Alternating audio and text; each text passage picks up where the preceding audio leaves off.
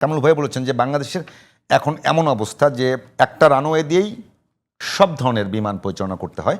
এক, দুই নম্বর উনি যেটা বললেন যে যারা বিভিন্ন স্কুল পরিচালনা করে, ফ্লাইট স্কুলগুলো, তারা কিন্তু বিভিন্ন মানে আরবান এরিয়াতে যে সমস্ত ইয়েগুলো আছে, এয়ারপোর্টগুলো আছে, সেগুলো ব্যবহার করে। শুধুমাত্র সরকারি প্রতিষ্ঠান মানে এয়ারফোর্স তারা এখানে ব্যবহার করলো।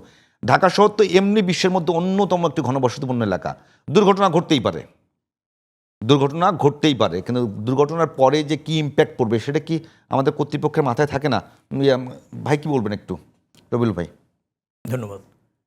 না, এটা তো একটা ধরেন মর্মান্তিক দুর্ঘটনা, যাকে সম্পূর্ণভাবে শোকাহত। আগামীকাল মনে হয় জাতীয় শোক দিবসও ঘোষণা করা হয়েছে। ইতিমধ্যে 19 জন মারা গিয়েছে, 48 জন দেখলাম যে মানে মারাত্মকভাবে দগ্ধ, প্রায় 90% পুরা গেছে। হ্যাঁ, মারাত্মকভাবে দগ্ধ, 150-র মতো আহত হয়েছে। খুবই হৃদয় বিদারী আর কি। এখন প্রশ্নটা হচ্ছে প্রশিক্ষণ বিমান ধরেন উড্ডয়ন অথবা উড়ন্ত অথবা অবতরণ, এই প্রত্যেকটা জায়গায় তো একটু ঝুঁকিতে থাকে, যেহেতু প্রশিক্ষণের অংশ। প্রশিক্ষণ, যে কোনো প্রশিক্ষণ মানেই হচ্ছে আপনি এক্সপার্ট না, কিছুটা হলেও আপনি ঝুঁকির মধ্যে আছেন। তো সেই জায়গাগুলি আরবান এরিয়াতে মানে আমার মনে হয় যে একেবারে বেমানান, উচিত নয়। এখন সেটাকে আমরা দুর্ঘটনা ঘটলেই কেবলমাত্র অ্যাটেনশনে আনতে চাই, বা দুর্ঘটনা পরবর্তীতে এইগুলি যখন আমরা আবার স্বাভাবিক অবস্থায় ফিরে আসবে তখন আবার এগুলি ভুলে যেতে চাই। অনেকবার বলা হয়েছে বাংলাদেশের এই রাজধানীর মধ্যে কেন নৌবাহিনীর সদর দপ্তর থাকবে।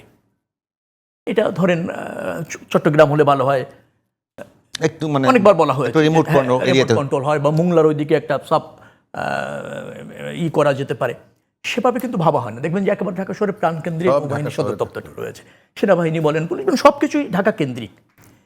তো এই জায়গাগুলিতে আমার মনে হয় একটু বিকেন্দ্রীকরণের প্রয়োজন রয়েছে, এবং আমাদের দুর্ঘটনা ঘটতেই পারে, কিন্তু দুর্ঘটনা ঘটলেও যেন তার মারাত্মক ক্ষতি জনজীবনের উপর না পড়ে, নাগরিকদের উপর না পড়ে, মানুষকে যথাযথ নিরাপদ যতটুকু রাখা যায় সেই প্রক্রিয়ার অংশ হিসাবে কিন্তু এগুলি বিন্যাস হওয়া উচিত। সেখানে আমাদের মনে হয় যে একটু নজর দিতে হবে। আর আমি এটাকে দুর্ঘটনা হিসেবেই দেখছি, এর দায় আপাতত কাউকে দিতে চাচ্ছি না।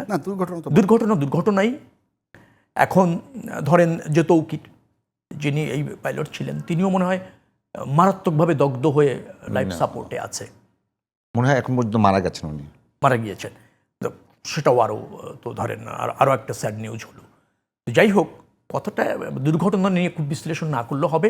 আমরা যেন আগামীতে সজাগ হয় আমাদের সরকার এবং আমাদের এই সমস্ত ব্যবস্থাপনার সাথে যারা জড়িত আছে, আবার স্কুল কলেজ অধ্যুষিত যে সমস্ত জায়গা আছে সেগুলিও কিন্তু মানে রিয়ারেন্স সব জায়গায় প্রয়োজন আছে।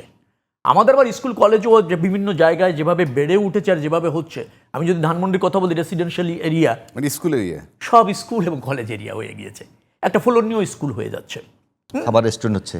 রেস্টুরেন্ট তো আছেই, সেটা আরেক প্রসঙ্গ, সেটা নাই তুললাম। কিন্তু আপনি যদি দেখেন, হ্যাঁ, যেখানে দিয়াবাড়ি জায়গাটা মোটামুটিভাবে কিছুটা হলেও অত বেশি ঘনবসতিপূর্ণ না, দিয়াবাড়ি যে এরিয়াটা, তো ওই জায়গাতে যদি ধরেন আবার গিয়ে আপনি একটা বড় স্কুল বা ইনস্টিটিউট করে ফেলেন, সেটা আবার এই মানে বিমান উড্ডয়ন, আবার স্কুল, আবার ধরেন এই যে অন্যান্য স্থাপনা যেগুলি আছে সেগুলি কোনটার সাথে কোনটা যুক্ত হয় কিনা বা প্রাসঙ্গিক কিনা সেগুলি ভেবে দেখার প্রয়োজন আছে। এটা কিন্তু কুর্মিটোলা থেকে এয়ারফোর্সের বেস থেকে টেক অফ করে, তারপরে তো উত্তরা, দিয়াবাড়ি, বাড্ডা, তারপরে হাতিরঝিল, রামপুরে পুরো আকাশে অনেকক্ষণ ইয়ে করছে, করার পরে ওখানে গিয়ে টোটালটাই লোকাল হয়। এটা তো এখানে হওয়ার উচিত না। ভাই একটা কথা বলছেন যে এখন যদি বলি যে বিকেন্দ্রীকরণের একটা বিষয় এসছে, এটা কিন্তু একেবারে পলিটিক্যাল সিদ্ধান্ত, খুবই জরুরি।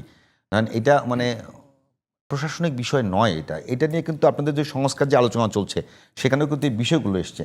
এখন কি বাংলাদেশের রাজনৈতিক দলগুলোর মধ্যে এই ধরনের কোনো বোধ আসবে বলে মনে হয় যে এখন খুবই জরুরি বিকেন্দ্রীকরণ করা? রাজধানী ঢাকার তো একেবারে মানে সামর্থ্যের বাইরে চলে যাচ্ছে।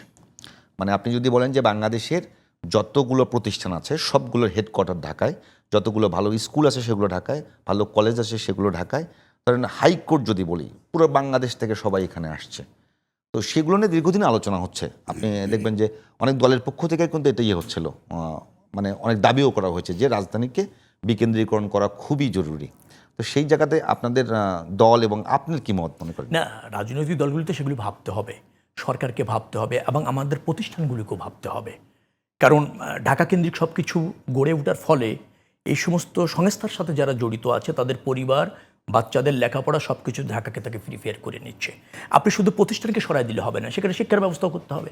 সেখানে ধরেন অন্যান্য জনজীবনের সাথে যুক্ত যে সমস্ত সেবা আছে সেগুলো আপনাকে ওখানে এনশিওর করতে হবে। সেটি না হলে তো আপনি পারবেন না রাখতে। এই জন্য এটা একটা ঢেলে সাজানোর ব্যাপার।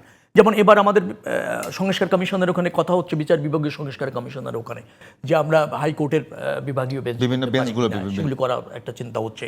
আবার উপজেলা ওয়ারি আদালত করা যায় কিনা সেগুলো নিয়ে একটা চিন্তা হচ্ছে।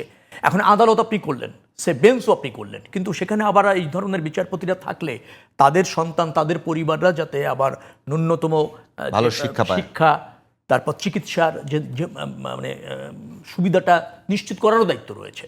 অর্থাৎ এগুলিকে একটা বড় পরিকল্পনার অংশ হিসাবে নিয়েই করতে হবে এবং সে ব্যাপারে জাতিকে সজাগ হতে হবে। এবং আমরা যারা আছি, এই প্রজন্মের মানে যারা আছেন, তাদেরকে এই ব্যাপারে সোচ্চারও হতে হবে। সজাগ এবং সোচ্চার যদি হওয়া যায় তাহলে রাজনীতিবিদরা তো এগুলি নিয়ে কাজ করা উচিত এবং রাজনীতিবিদরা তখন করতেও বাধ্য হবেন। এই জায়গাগুলিতে মানে আপনি একে অপরের পরিপূরক না হয়ে কিন্তু কোনো কিছু প্রত্যাশা করা যাবে না। জাতীয় ঐক্যমত প্রয়োজন আছে এবং আমাদের সীমিত সম্পদ, এটাও যেমন সত্য, আয়তনও সীমিত, জনসংখ্যা বেশি, তার বিন্যাসটা কিভাবে করা যায় সেই জায়গাটা মনোযোগী হতে হবে। তো সেভাবে আমাদের প্রতিষ্ঠানগুলি গড়ে ওঠেনি। যেমন আপনি মালয়েশিয়া বলেন, যারা অতি সত্তর উন্নত হয়েছে, সিঙ্গাপুর কতটুকু একটা রাষ্ট্র, কতটুকু একটা জায়গা, ঢাকা শহরের চেয়ে ছোট, কিন্তু আপনি দেখেন সেখানে বিন্যাসটা কিভাবে আছে। ঘনবসতিও কম না, কিন্তু মানে অতটুকু জায়গায় তো সিঙ্গাপুর, দেশের বাইরের বিদেশি সমস্ত লোকজন বসবাস করছে এবং সেখানেও একটা পরিপূর্ণ রাষ্ট্র ব্যবস্থাপনায় যা যা থাকা দরকার সব আছে অল্প জায়গার মধ্যে। কিন্তু তাদের মধ্যে একটা বড় পরিকল্পনা আছে, একটা জনবান্ধব এবং রাষ্ট্রবান্ধব, ইনস্টিটিউট বান্ধব পরিকল্পনা আছে। আমাদের ওই জায়গায় মনোযোগী হওয়া দরকার। ড্যাপ করলেন, আপনি জানেন ঢাকায় সে ড্যাপ কার্যকর করা যায়নি, জলাধার করতে চাইল, কার্যকর করা যায়নি। একটি মাত্র রানওয়ে যে বলছিলেন উনি, কেন আমরা থার্ড টার্মিনাল করলাম এত টাকা ব্যয় করে, দুটো রানওয়ে করতে সমস্যা কোথায় ছিল, আরেকটা রানওয়ে বাড়ানোতে সমস্যা কোথায় ছিল? সেখানে কিন্তু আমরা মনোযোগী হচ্ছি না। আমরা অনুদান পেলাম জাপান কাছ থেকে, করছে কিছুটা, সহজ শর্তে ঋণ পেলাম, বিশাল একটা থার্ড টার্মিনাল করে দিলাম যা এখনো ব্যবহারের জন্য প্রয়োজন হচ্ছে না। বিমান নামবে কোথায়, উঠবে কোথার থেকে, নিরাপদে নামবে কিনা, নিরাপদে উঠবে কিনা এবং অন্যান্য মানে সুযোগ সুবিধা নিশ্চিত হবে কিনা তা চিন্তা করছি না। স্থাপনাটা সুন্দর করার দরকার হয়ে গেল। এই জায়গাগুলি ভাবনার প্রয়োজন আছে, বিশেষ করে যারা এই ব্যাপারে বিশেষজ্ঞ আছেন। রাজনীতিবিদদের তো পুরো দায় নিতে হয়, এই কারণে রাষ্ট্র ব্যবস্থাপনা এবং রাষ্ট্রচিন্তক তো তারা, তাদের হাত দিয়ে তো এগুলি আপনার কার্যকর হয়। নিশ্চয়ই তাদেরকে ভাবতে হবে। তবে যেভাবে জনগণ সচেতন হচ্ছে, যেভাবে আমরা এই বাধার সম্মুখীন হচ্ছি, দুর্ঘটনার সম্মুখীন হচ্ছি, সময়ের প্রয়োজন আমাদের ভাবতে হবে, এর কোনো বিকল্প নেই।